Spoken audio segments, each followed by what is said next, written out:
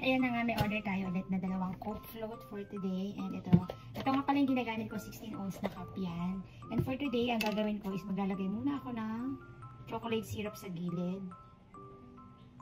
So, diba? Dagdag din siya ng design sa ating cups. And then, maglalagay na tayo ng ating yellow.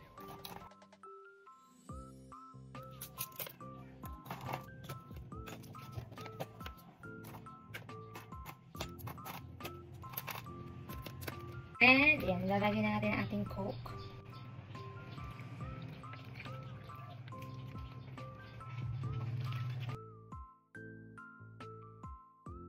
And, syempre, yung ating ice cream. Ito yung homemade ice cream. Lagyan lang tayo dyan ng isang scoop ng ice cream.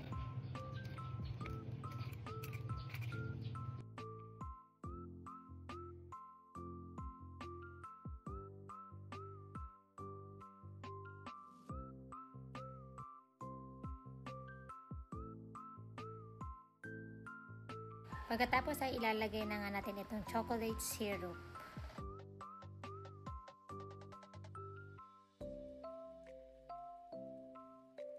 And tatakpan na natin siya gamit itong dome lid.